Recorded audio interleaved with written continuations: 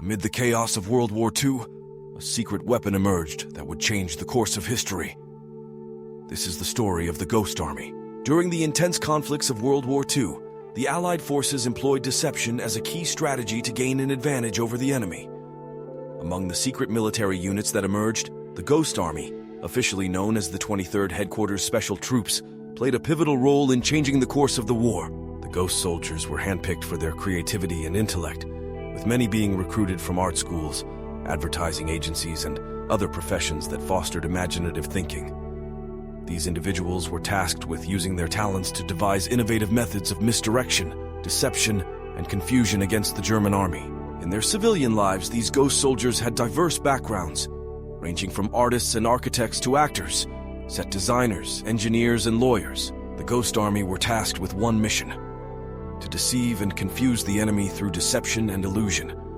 And the weapon of choice was to use inflatable tanks, sound effects, and elaborate ruses to fool the enemy into believing they were facing a much larger force than they actually were.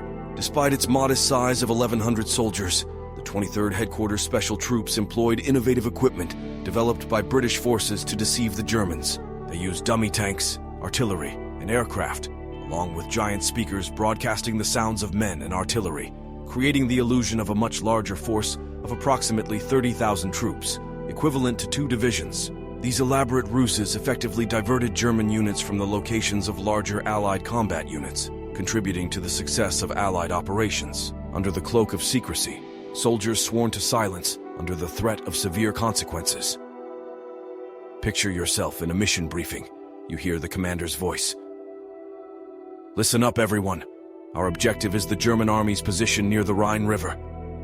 We must create the illusion of a vast Allied advance." A soldier inquires, "How, sir?" And with an unforgettable mic drop moment, the commander responds, "We'll employ inflatable tanks, use sound recordings of troops and vehicles, and utilize every trick in the book to make them believe we have a superior force." Within the Ghost Army, the 603rd Camouflage engineers were responsible for visual deception.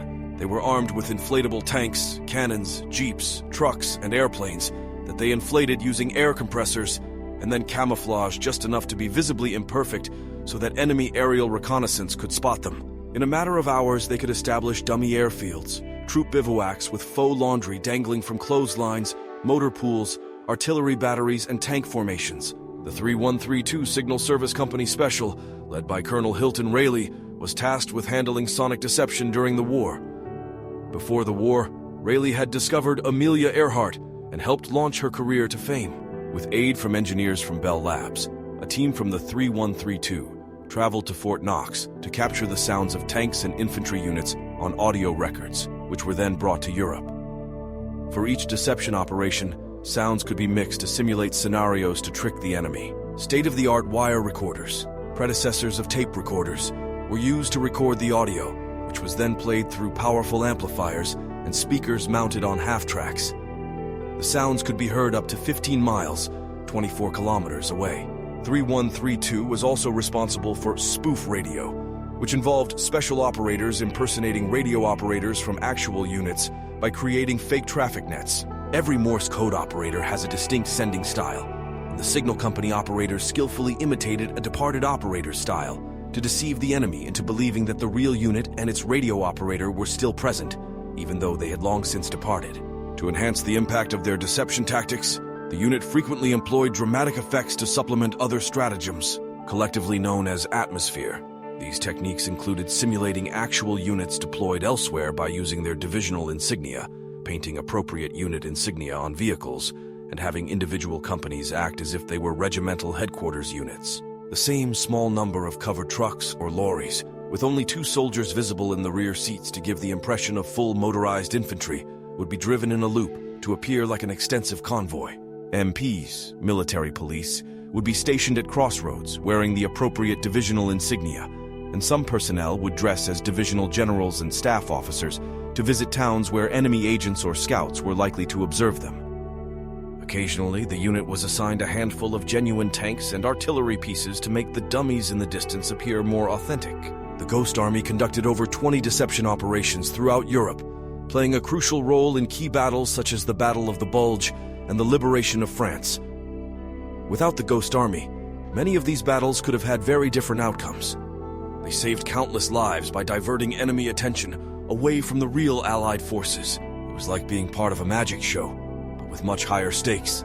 One World War II veteran said, "We knew our illusions could mean the difference between life and death for our fellow soldiers. Sometimes we'd hear the Germans talking over their radios, trying to figure out where our tanks were coming from.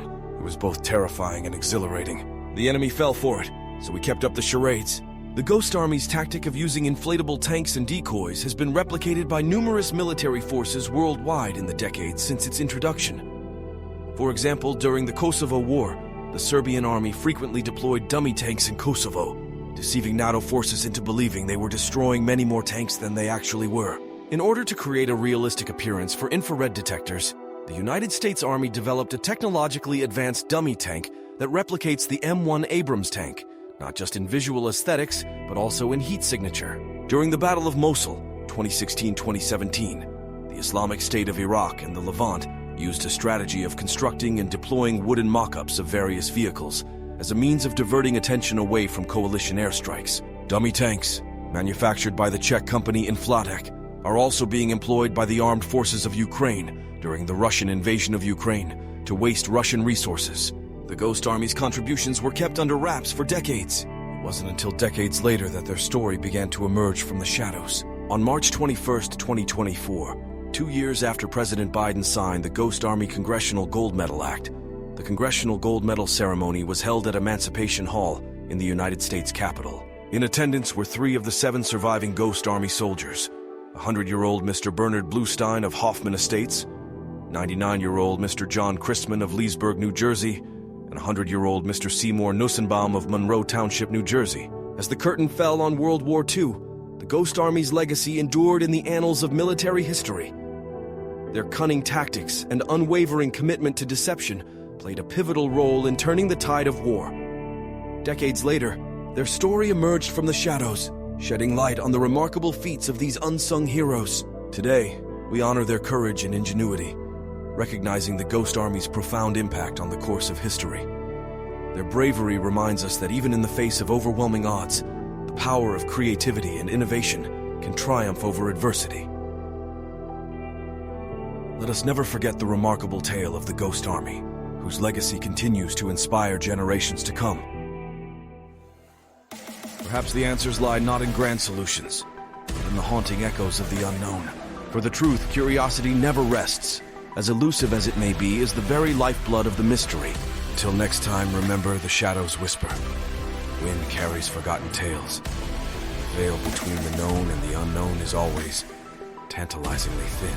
Stay curious, stay skeptical. Most importantly, never stop questioning. Remember to like, subscribe, share, and comment below.